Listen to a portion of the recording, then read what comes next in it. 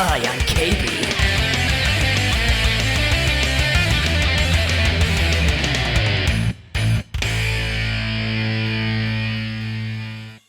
So, first of many mad countdowns that will appear on this channel, and this is going to be the place where mad countdowns which aren't related to video games are going to be, because it would be pointless if I put video game related ones on here as well.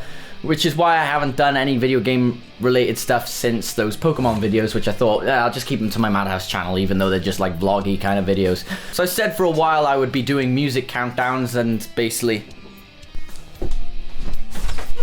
He's annoying me already. And I said ages ago that I'd be doing music countdowns, but I just never gotten around to it. So hopefully, good structure implied with doing top 10 Mastodon songs. The way I'm gonna do this video, well, the way I've already done it and conducted the list, is I'm not gonna be the person that just picks all the best, the most popular songs and puts them into a list. I'm gonna be the person who looks through each album for stuff that I like and puts it in there. And that's not to say, oh no, I just came across Mastodon and here's what I liked from them. I've got to be heavily interested in them already. Obviously, I wouldn't have bought this shirt for nothing just for a video. Bought this shirt because it was at a gig I went to, and that was probably the most energetic they actually played when I went to see them, because I went to see them at Sonosphere, so I like them. So without further ado, top 10 Mastodon songs. Dag. Number 10 is one of their less popular songs from Blood Mountain. It's Circle of Sasquatch. This song, if you listen to it live, you'll hear just that intro and you're going to be like, ooh, this sounds pretty nifty. And then it goes into the rest of it and it doesn't really pull any punches with Troy's vocals. And then later on going through Brent's growling vocals that he did on Blood Mountain. It then goes into this sort of trippy bridge. Like if you've seen them live, you'll hear the intros towards their songs will be like samples played of something, you know, I don't know. But it'll be that, and it's very similar to that kind of thing happening. Also, they did a lot of stuff on this album. If you've heard the song Blade Catcher, they did it a hell of a lot, just scratching a disc or something. And then the song finishes with a heavy breakdown styled outro, and thus the song is complete and we can all move on. Still remember the song, but it was there for us to enjoy. No! Number 9, we're going all the way back to Remission. It's March of the Fire Ants. Yes, okay, there are going to be some popular songs on here. Not the underground kind of person. Not mainstream or whatever. This is their heaviest album by a landslide, but there's also signs of sludge metal being induced through songs like this one, which basically symbolizes, as the song is titled, March of the Fire Ants symbolizes a kind of march. In various underground areas, it is pretty catchy for that, and with the growl vocals from Troy mixed in, makes this a very brutal song to listen to. And then after something which sounds like it'll be part of some sort of Empire March, we then get into this Serenity-induced bridge afterwards, which really kind of makes a more uplifting side to this song as well, and then just goes back into the whole heavy stuff that we heard earlier. Oi. Number 9, and I think one of the reasons I made this list in the first place was because their newest album, Once More Around the Sun, came out this year, so I think it would have been good to make a more updated list. Not official, but more mixing in with all the songs of that album. But with that said, number 8, Ember City. Successor to All the Heavy Lifting. Because I was going to put All the Heavy Lifting on here, but then I compared Ember City and that song, and I just felt like Ember City had a lot more going for it. You know, it had a lot more kind of things mixed in, whereas there was a lot of gaps in between All the Heavy Lifting with like the verse and stuff. What I'm trying to say is there was a lot more flow with this song compared to All the Heavy Lifting. And another thing that is very great about this album in general is the vocals have been very well enhanced naturally, so that a lot of songs provide a lot more emotion into them, because reading the track-by-track commentary, there are a lot of personal songs that they said they wrote on this album, and the last time they did something very personal, I believe, was Crack the Sky. So this song pretty much leaves a powerful message, very good vocals from Troy, and then Bran with his very rare kind of vocals, but are more present on this album, but for this song itself, shows very well what he can do as both a drummer and a singer. And then when we get to the bridge and solo, it does quite sound like a reminiscent to Colony of Birchmen. So there's a lot of reminiscence in the song, but it still sounds like its own song. It doesn't sound like just a cheap knockoff of other stuff they've done. Scythe. Number 7, from Crack the Sky, we've got Divinations, kicking off with the banjo style playing tune. We go straight into the heavy Brent personified vocals. I say that because this is where Brent is most alive in any of the songs, bar one that I'll talk about, spoil for later, shit. But even so, the second verse of the song has Brent's most powerful sound that he's ever produced with his mouth ever in any of the songs. Peace. And then we got a nice rock inspired bridge. Basically the song flows into its own. It's less of a progressive song and more of a kind of sort of rock influenced kind of beat, but really you can heavily associate it with Mastodon as whole of them. Kuech. Number 6 is another song which I hear less of, but it's a song that I hear even less of than Circle of Sisquatch, and it's on the same album. This is This Mortal Soil. I listened to this compared to the other songs on the album, and I could heavily compare this to Asleep in the Deep off their newest album. It sounds like it's something that Mastodon would have produced later on down the line in terms of stuff that they're making now, but this song heavily stands out from the album unknowingly from my perspective. Basically, as this album is called Blood Mountain and the guy is in search for a crystal skull and etc, etc, etc, this kind of song, as for what I tend to get from it, it's kind of like reaching the top of the mountain, which is pretty much the start of the song, watch that, and then pretty much says there's still a long way to go. Again, another trippy song. It's got a lot of elements mixed into it.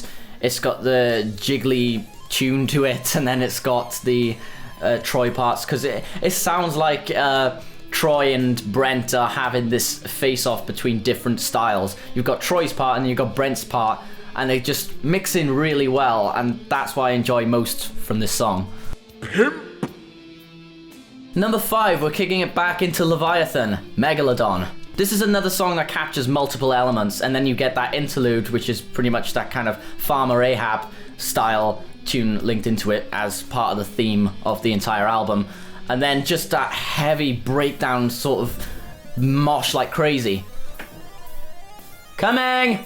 This song is very clever in how it's mixed together, and you got different parts which all for, that's what I think makes a song what it is if you got multiple parts in some sort of progression and they all work really well within each other, then I think that is a very good, successful kind of song to make, and I think the song does that very well.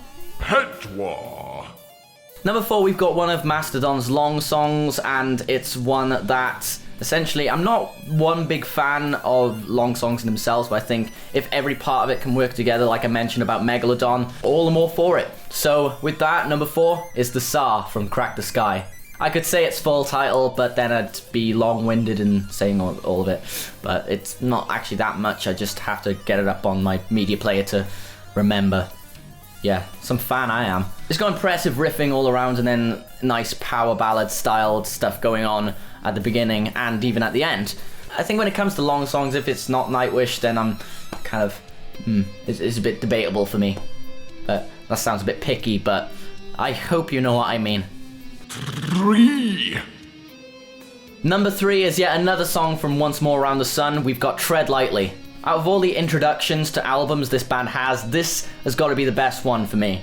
And it's just amazing kickoff. You've got that very kind of acoustic styled presence, and then kicking into this heaviness all around, with Troy doing the most growly kind of vocals, clean-wise and harsh at the same time, all around, and it doesn't really go away. And like I mentioned reminiscence before, this song has reminiscence to all the heavy lifting yet again, with Open Your Eyes, Take a Deep Breath and Return to Life, blah blah blah. I think I said the lyrics right, I don't know, you can correct me if not. It's one of those songs where Bran and Troy work really well together. It also gave me high hopes for what the rest of the album was going to sound like. Die. Number 2, yet another song off Once More Around the Sun. We've got Halloween. At this point you're probably wondering where's Motherlode going to be. For Tread Lightly, that was between Tread Lightly and the Motherlode, so yeah, I kind of preferred Tread Lightly to Motherlode for that kind of reason.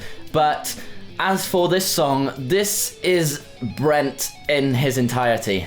This is his song. I did watch the track-by-track commentary for this, seeing what I could get from the songs, and Brent was just pretty much saying he wrote a song about drinking gasoline and shit on Halloween, and this is his favourite time of year. Well, I don't know if he said it was his favourite time of year, but he said something along those lines. But it has a lot of rock-like influences, and the bridge to this one just goes fucking apeshit. I remember listening to this because they played it when I saw them live, and it was one of the best songs because it had all that intensity, Philip Brixton Academy, and you gotta be at one of their gigs, man. You just gotta get a ticket. They are great fun, and they talk more as well.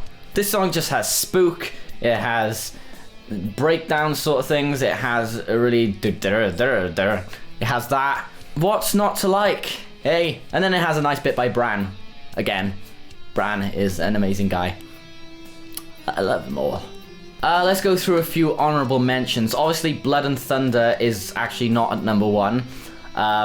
Mainly due to, it was mainly between just any of the songs on Leviathan. Leviathan, for me, isn't my favourite Mastodon album. With Mastodon albums, there's different forms of reasoning and popularity when it comes to each album as to like which people favourites and everything. Even with the newest album now, I've heard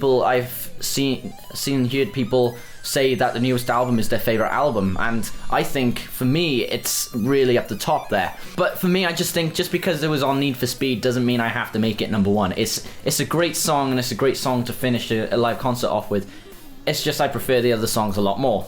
Colony of Birchman, again, there's good harmonies and everything in this song, and just prefer the other ones. Anything else I mentioned in the actual list with all the heavy lifting and the motherload. Chimes at Midnight, I like the riff, I just think the song is a tad bit repetitive.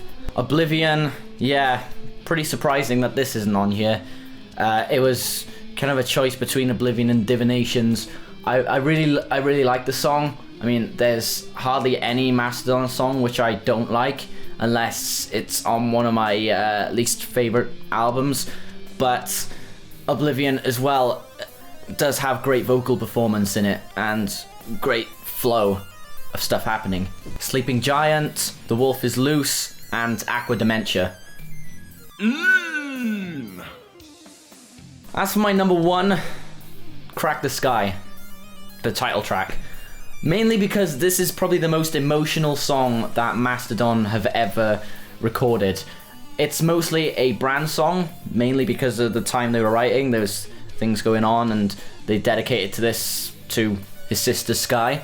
Out of all the Scott Kelly performances in Mastodon songs, this is where it shines out the most, as well as the lyrics being very creative. It's more of a sludge metal kind of song, but in that there's a lot going on with the guitars and the drums and everything else. It's a shame this song doesn't get played more often. I think they played it on their Live at Brixton DVD from 2013, and they played it live at the Aragon, which was an amazing performance of the song. I think the song does well to accompany all the songs that go around it, especially things like Ghost of Corellia and Quintessence, I think that's how you say it. Pretty much all of the songs. So that was it for my Mastodon related video.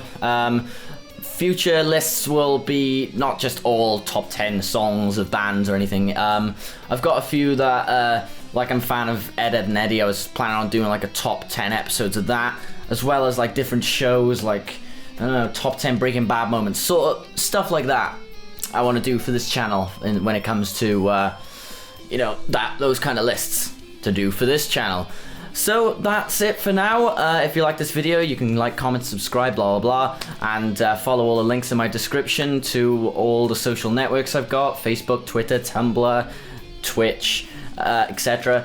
And thanks again, and lights out. Now I bring you back to the end of October, where a game called Hatred had a trailer released for it, where it had a lot more gameplay than any regular developer would put into their game.